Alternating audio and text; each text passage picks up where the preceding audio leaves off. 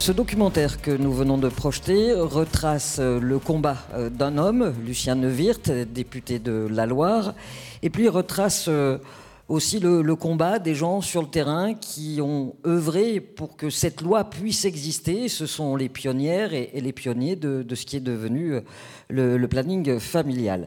Alors pour en parler, eh bien, nous avons des invités. Nous avons réuni Marie Guilloux, qui est la réalisatrice. Bonsoir et merci d'être avec nous. Anna Cuxac, bonsoir, vous êtes journaliste à Causette et vous êtes ce mois-ci l'auteur d'un article intitulé Lulu la pilule, qui est un très joli article qui retrace le combat qu'a mené Lucien Neuwirth pour transformer les esprits, et à commencer par les esprits des politiques. Nous avons aussi avec nous des législateurs, puisque l'on a vu dans ce documentaire, et ça a été dit à plusieurs reprises, que les grandes évolutions de la société, voire les révolutions, passaient par la loi, passaient par les élus. Donc avec nous, la sénatrice de la Loire, Cécile Cukierman, et le député de la Loire, Julien Borovzik. Merci à tous les quatre d'être présents avec nous. Ma première question sera pour vous, Marie, et je voulais savoir pourquoi vous avez traité ce sujet. C'était juste pour fêter l'anniversaire de la pilule ? Alors, pour dire les choses, ce sont mes productrices qui me l'ont proposé, Marion Pilas qui est dans la salle et Catherine Rouault, qui sont venues me voir avec un projet qu'elles avaient développé, parce que les producteurs ont des idées et avaient envie de porter ce sujet, et donc me demandaient si ça m'intéressait. Et il s'avère qu'à ce moment-là, j'étais en train de coécrire avec Sylvie Schweitzer, une auteure également, un projet sur les règles, le tabou des règles féminines. Autant dire que c'était un petit peu de thématiques qui, en même temps, ce sont des choses sur la notion de tabou, de sexualité, le rapport des femmes, les rapports au corps des femmes, et d'une façon plus générale, donc dans l'empreinte de la société. Donc effectivement, quand elles m'ont proposé ce sujet, j'étais ravie de pouvoir partir dans cette aventure avec elles. Vous imaginiez une France aussi réactionnaire ? Enfin, une France... Alors ça, beaucoup plus facilement, parce que je suis beaucoup plus contemporaine des sujets que sont le Pacs et le mariage pour tous. Et c'était ça aussi qui me semblait très important à montrer dans le film, c'est qu'au-delà de la question même, de la question sur la contraception, c'est évidemment tourné pour la jeune génération. Donc j'en profite pour dire que ça fait plaisir de voir les jeunes gens qui sont dans l'Assemblée, et je pense que du coup, ça met des perspectives sur cette question d'un point de vue historique. Mais c'était de montrer comment, d'un point de vue... que la société change, et que finalement, en plus, les questions sociétales ne sont pas forcément liées à la couleur politique en place. On a tendance à associer les questions de société à une politique de gauche, et en fait, l'avortement, c'est sous un gouvernement de droite. L'avortement et la contraception se font sous un gouvernement de droite, parce que c'est aussi l'autre aspect très important, c'est que finalement le politique, on peut avoir le sentiment, et aussi pour la jeune génération, de se dire le politique décide, mais je pense que, j'espère qu'il se transparaît dans ce film, c'est que finalement le politique s'appuie sur les associations et aussi le rôle des médias, c'est-à-dire que c'est un tout qui est très important, incarné par une personnalité, en l'occurrence ici Lucien Neuwirth. Nous avons une question là. On ne connaît pas trop, nous, cette loi. Enfin, moi, personnellement, j'en avais jamais entendu parler. J'avais entendu parler de la loi pour l'IVG, de Simone Veil. Et on a eu, effectivement, moi, je me rappelle en 4e, en 3e, des interventions de l'infirmière sur la contraception. Mais ça a dû se limiter à 2 heures, 2 fois dans ma vie, quoi. Et du coup, c'est pour ça que j'ai beaucoup aimé ce documentaire, parce qu'on apprenait pas mal de choses. Et du coup, effectivement, on parle de l'éducation sexuelle, mais nous, en tant que jeunes, on n'en reçoit pas trop, si je peux dire ça. Est-ce qu'il y a... Oui, il y a d'autres questions là-bas. Juste pour alimenter un petit peu le débat, ça reste un peu tabou parce que très souvent les jeunes femmes viennent en cabinet et elles vous disent « Oh, j'ai un petit peu d'acné ». Vous voyez ce que je veux dire pour la prescription de pilules. Donc on voit bien que la discussion est difficile à amener. Bonsoir. Alors, le sujet sexualité, contraception, c'est encore quelque chose d'énormément tabou dans notre société. Chose que je ne comprends pas forcément, puisque il y a énormément de soucis avec les jeunes qui essayent de savoir, qui se renseignent sur différents sites ou autres qui sont totalement faux, si je puis dire. Et donc je voudrais savoir comment on peut remédier à ce souci d'ignorance totale sur ce tabou en règle générale. C'est pas qu'une question de société ou de génération, c'est compliqué de parler de sexualité. voilà, c'est renvoyé à l'intime. Quoi, bon, on va pas, quoi, ça sert à rien non plus là tous de se mettre des mouchoirs en se disant les choses. Oui, ça, non, mais voilà, mais même entre nous, même avec ses enfants, quoi. Bon, moi je veux bien que tout le monde soit super youpi tralala. Il y a un moment donné, sans être réac de base, oui, ça renvoie à sa propre intimité, à sa propre expérience personnelle, à son propre corps et au rapport à l'autre, qui fait que parler de sexualité, c'est compliqué.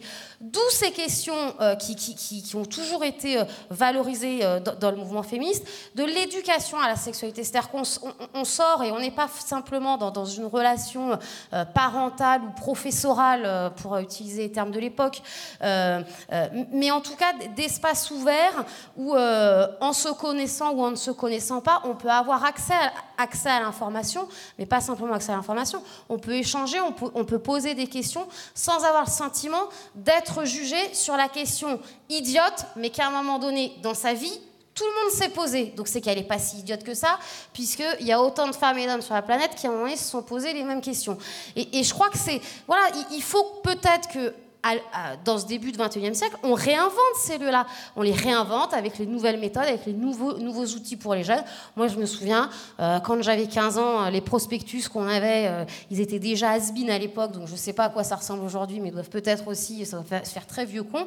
Peut-être qu'il faut retravailler ça, et il faut donner les moyens, en tout cas, donner les moyens au planning familial, à toutes ces associations-là, pour s'adresser à ces nouvelles générations et leur permettre de dépasser ce sentiment de tabou et d'aller poser leurs questions là, sans être jugés, d'aller s'informer et d'affronter leur vie sexuelle qui est la leur.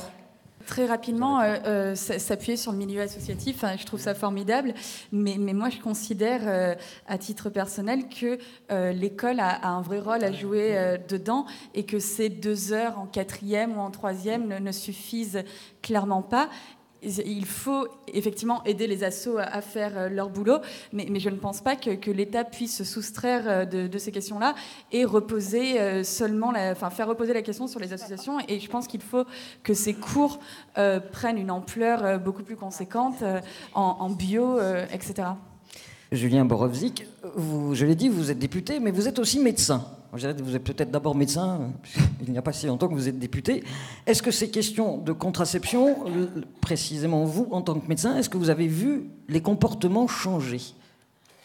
Oui, alors je crois qu'il y a plusieurs raisons qui entrent en ligne de compte aussi dans ces changements. Je crois qu'il y a une chose qu'on n'a pas soulignée, c'est l'utilisation massive et heureuse de préservatifs. Parce qu'entre-temps, depuis la loi de Lucien Neuwirth, il y a eu malheureusement le sida et donc on a eu cette évolution qui fait que, en particulier chez les jeunes femmes, la façon de voir les premiers actes sexuels a évolué parce que oui, bien sûr, on a encore en cabinet de nombreuses jeunes femmes qui viennent pour une contraception, mais on aborde à ce moment-là les maladies sexuellement transmissibles et donc l'absolue nécessité du préservatif. Donc de ce point de vue-là, il y a déjà eu cette évolution-là. Et je crois qu'il faut vraiment la souligner et toujours rappeler à tous les publics, et en particulier les plus jeunes, que la pilule ne protège pas contre les maladies sexuellement transmissibles. Et ça, c'est toujours important de le rappeler. Et puis aujourd'hui, il y a une évolution parce qu'il y a tout un panel de possibilités de contraception. Et effectivement, aujourd'hui, les recommandations également ont évolué. Et aujourd'hui, on recommande plus volontiers l'utilisation du stérilet, ce qu'on ne faisait pas auparavant chez les jeunes femmes qui n'avaient pas eu d'enfants. C'est-à-dire que chez les femmes qui n'avaient pas encore eu d'enfants, en France, contrairement à de nombreux pays d'Europe, on ne posait pas de stérilet. On mettait systématiquement une pilule contraceptive. Donc voilà, il y a des choses qui ont évolué également dans les recommandations médicales. Alors vous avez le micro, je vais vous proposer de le garder.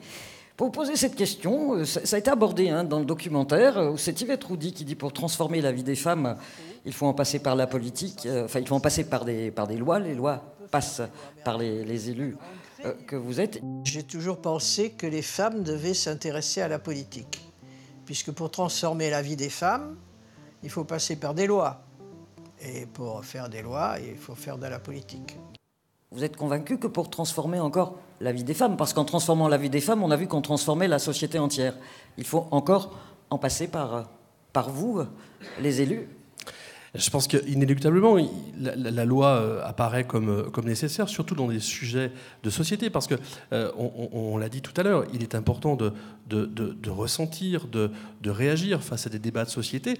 Et puis là, pour le coup, c'était aussi un débat de santé publique, parce qu'avec des avortements dangereux, des morts par centaines, il fallait se poser la question et adapter la société et adapter la loi, la faire évoluer en fonction de la société. Et je pense que c'est indispensable. Mais ça touchait à l'égalité des sexes. Ça touche aussi, et on l'a un petit peu dit, au fait qu'un enfant, il est souhaitable qu'il soit désiré et non pas vécu comme une punition quelque part. Donc je pense qu'il est important, à un moment donné, de légiférer. Et je prends pour un exemple très récent la loi que nous avons votée assez récemment d'obligation des vaccins avec la ministre de la Santé. Là encore, la loi amène une obligation, mais une avancée au niveau de la santé. Marie, vous qui avez, donc, je le disais, vous avez travaillé beaucoup sur les archives, vous avez beaucoup travaillé sur le débat parlementaire, puisque c'est de cela dont il est question. Vous êtes une observatrice de la société. Quand vous voyez les débats parlementaires d'aujourd'hui, dans le film, d'autres révolutions sociétales ont été évoquées, l'IVG, le Pacs et le mariage pour tous. Est-ce que vous trouvez que le débat parlementaire a beaucoup évolué ? Surtout, je crois que ce qui a suivi cette loi était bien pire. Mais pour une raison simple, c'est qu'il s'avérait d'un problème qui touchait beaucoup plus à la morale. Je crois que cette loi entérine une question de fait, parce que c'est là, par contre, c'est là où le politique est toujours en retard par rapport à la société. C'est-à-dire, il entérine de toute façon des pratiques. Typiquement, là, il était interdit d'avorter. On en a entre 600 000 et 800 000 par an. Donc la loi a beau dire que c'est interdit, ça n'empêche pas que ça existe. Donc ça, c'est une chose. Les histoires sur les couples homosexuels qui ont des enfants, les enfants naissent, on a beau attendre la loi, les enfants grandissent. Donc à un moment, on fait qu'entériner. Mais je pense que le politique et les politiques sont les personnes médianes entre une réalité des faits et une poussée conservatrice ou de gens qui sont contre ces changements. Il faut tempérer. Et ce qui amène ces violences et ces débats... qui fait que quand on parle du Pacs, pour faire passer la pilule, on décide qu'on pourrait paxer un frère et une sœur. Donc on ouvre toujours sur des questions un peu que l'avortement et la contraception, ce sont surtout pour des questions médicales. Donc mais on ne veut pas trop toucher aux questions morales, parce que ça, c'est un autre problème que les politiques ont à gérer. C'est les questions morales. Alors, si je peux me permettre juste une parenthèse, c'est que les lois, parce que c'est un fait très très important, c'est que les décrets d'application ont été très longs à faire adopter. Il faut quand même considérer qu'il y a presque 7 ans pour que Lucien Neuwirth puisse vraiment voir sa loi aller dans ce qu'il avait prévu de faire. Et il arrive à les faire en 72 parce qu'il y a des élections législatives qui vont venir en 73. Et son argument, c'est de dire à Georges Pompidou, mais vous vous rendez compte qu'il y a 18 millions de femmes qui vont voter, vous voulez qu'elles votent à gauche, parce qu'on a quand même une loi qui n'est toujours pas active. Donc il y a aussi cette question-là de l'électorat, et ce qui peut expliquer effectivement que cette loi a été votée à main levée. Madame Kuckerman, Marie vient d'aborder la question de la morale. Est-ce que justement les questions morales doivent passer par le politique? Mais le politique est traversé par sa morale, par une morale collective. Après, je distinguerais l'homme, la femme politique, le militant même, j'ai envie de dire, et le législateur. Et je crois que quand on fait la loi, justement, on doit se dégager de la morale. Mais la meilleure loi, c'est celle qui protège, qui sécurise, et qui n'impose pas forcément à l'autre. Et je crois que les 4 lois qui sont citées dans ce documentaire, de la pilule à l'IVG, au Pacs et au mariage pour les personnes de même sexe, qu'est-ce qu'elles font? Elles permettent à celles et ceux qui le souhaitent de s'en saisir. Elles n'imposent pas à celui qui ne le souhaite pas de ne pas s'en saisir. Et donc on sort de la logique de la morale. Alors bien évidemment, dans ces 4 débats-là, principalement, la morale va envahir les hémicycles. Moi, je me souviens, le temps du débat sur la question du mariage, la morale a envahi à un moment donné l'hémicycle. Et il faut à un moment donné, je crois, se faire violence collectivement pour sortir de la morale et pour faire la loi de façon intelligente. Mais après, moi, par rapport à ce qui vient d'être dit, je pense que oui, la loi, elle n'est que l'expression, à un moment donné, d'évolution, de rapports de force dans une société, de rapports sociétaux, de rapports culturels. Et ce n'est pas bien ou mal, c'est le rôle de la loi, à un moment donné, d'accompagner ces évolutions, de les sécuriser dans ce qui fait notre pacte républicain qui doit nous rassembler. Alors après, voilà, on a parfois des débats passionnés, pris sous le coup de la morale aussi, parfois, des noms d'oiseaux qui peuvent sortir. Je crois qu'en tout cas, il faut savoir garder raison et effectivement dépasser... moi, j'ai toujours essayé de me positionner, non pas par rapport à moi ou parce que souvent on nous renvoie, mais vous, par rapport à vos enfants, etc. Je crois que quand on fait la loi, on n'est pas dans l'affect, on n'est pas dans la morale. On est là, effectivement, pour l'intérêt général et pour sécuriser le plus grand nombre. Et je crois que c'est comme ça, en tout cas, qu'on essaye d'avancer le Et on n'est jamais dans possible. l'intérêt de ces électeurs ou d'un électorat. Comme le disait Marie, à un moment, il fallait absolument que ces décrets passent, puisqu'il allait y avoir des élections, et que quand même 18 millions d'électrices potentielles, c'est pas rien. Mais oui, le rapport électoral a toujours existé. Je crois que ce serait le nier serait se mentir. Après, ramener la vie politique et ces grandes lois qui ont marqué l'évolution du droit des femmes et les avancées pour la société tout entière à des intérêts électoralistes, je pense que ce n'est pas juste et je pense que c'est même dangereux dans notre société aujourd'hui de ramener la politique et le travail des législateurs à des intérêts partisans et électoralistes à une veille d'élection présidentielle, même si forcément ça a joué et ça jouera encore son rôle à des moments. Mais je crois que le combat, en tout cas, de celles et ceux qui ont défendu et voté ces lois, au moment où, en tout cas, ce combat est mené jusque dans les hémicycles, et au-delà d'un simple intérêt électoraliste pour ceux qui le portent et le défendent. Mais ce que l'on voit quand même dans le documentaire, c'est que les dames qui prennent... les femmes qui prennent la parole sont des femmes qui mènent un combat que l'on peut qualifier de combat féministe. C'est un combat pour les femmes. C'est dans ce sens-là. Et aujourd'hui, les combats qui sont menés sont-ils des combats menés ensemble? Quand je dis ensemble, c'est pas que nous, mesdames, ou avec vous toutes, mesdames, des combats réellement à mener totalement ensemble. Parce que ça aussi, dans les discussions à l'Assemblée nationale ou au Sénat, j'imagine, vous disiez, Madame Kuckerman, tout à l'heure, il y a aussi le ressenti de chacun. Et puis sur des sujets comme celui-ci, il n'y a pas que le ressenti. Je suis une femme, je suis un homme. J'ai aussi une vision un peu différente, vous, monsieur, que celle de Madame. Mais pour le coup, le féminisme a besoin des hommes aussi, et on le voit bien avec Monsieur Neuwirth, qui a été un allié de la cause, en l'occurrence, et donc que les femmes s'emparent de ces sujets, qu'elles les médiatisent, qu'elle fasse du militantisme pour que la société évolue envers plus d'égalité, très bien. Maintenant, je pense qu'on n'avancera pas si on n'arrive pas à convaincre les hommes de la nécessité de ces combats, et à eux, du moins, d'être bienveillants envers ces évolutions, si ce n'est de participer, oui, mais sans prendre le micro à la place des femmes. Nous avons parlé des grandes avancées sociétales qui sont passées par la loi, donc tout le monde l'a retenu, la contraception, l'IVG, le PACS, le mariage pour tous. Et puis il y en a une autre qui va arriver. Il y a la loi de bioéthique qui date de 1994, qui a été révisée en 2001, qui est la plus restrictive d'Europe. Ça, je l'ai découvert en préparant cette émission, et dans cette loi, il est question de la PMA.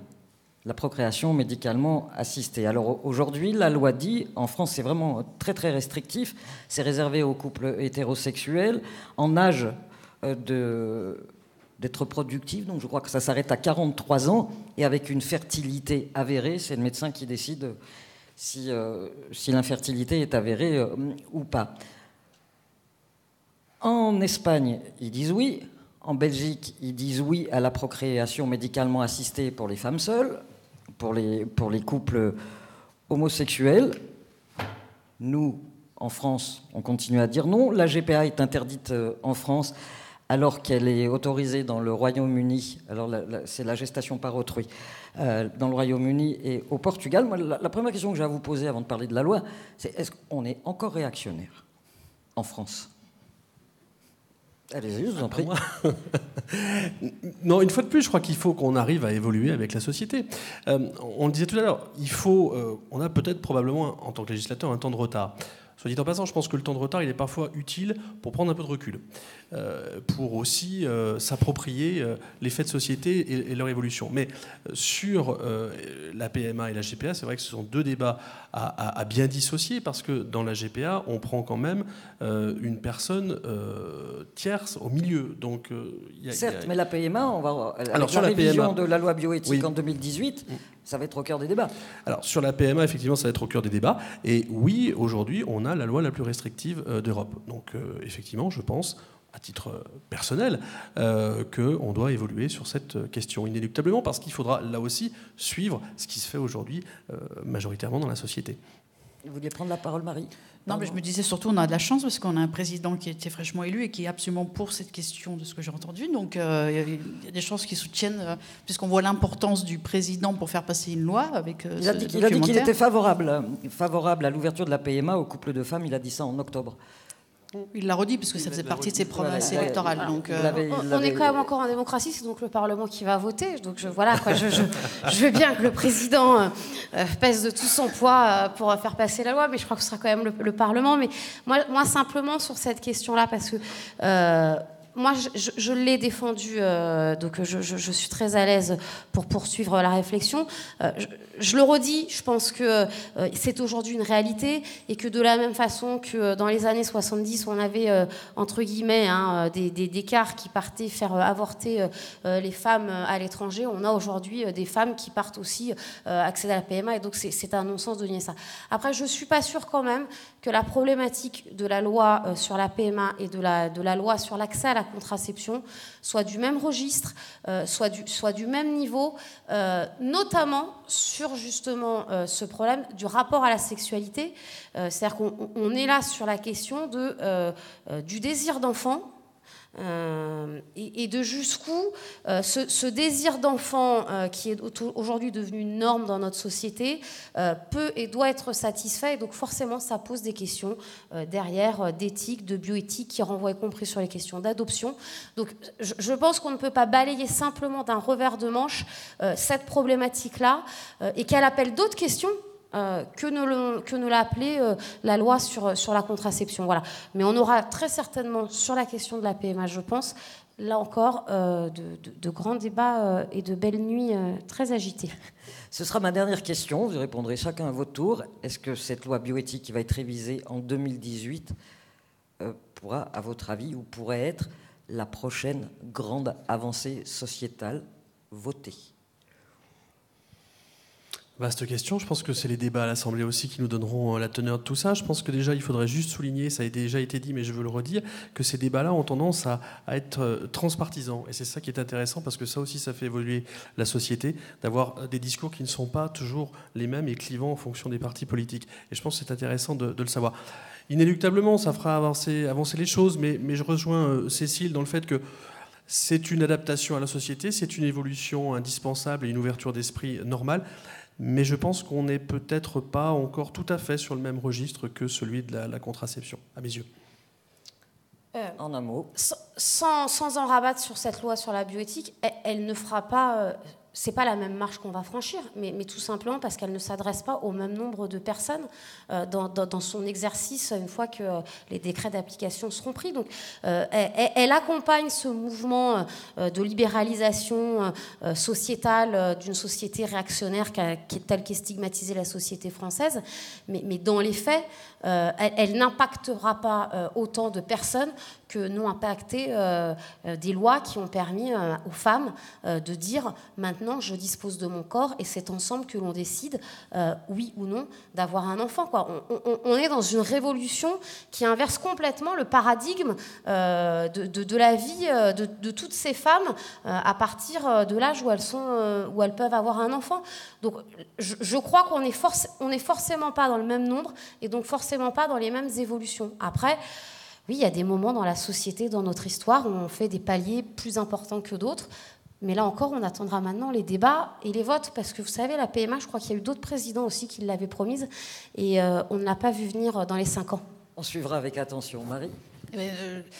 Alors moi, je pense qu'on est dans le même type de loi, c'est-à-dire je pense qu'une loi ne se fait pas pour un nombre plus ou moins grand. Le débat commence tout de suite, parce que la question du droit à l'enfant, on ne se la pose pas quand c'est des couples hétérosexuels. Donc bon, voilà, ça c'est un point de vue juste extérieur.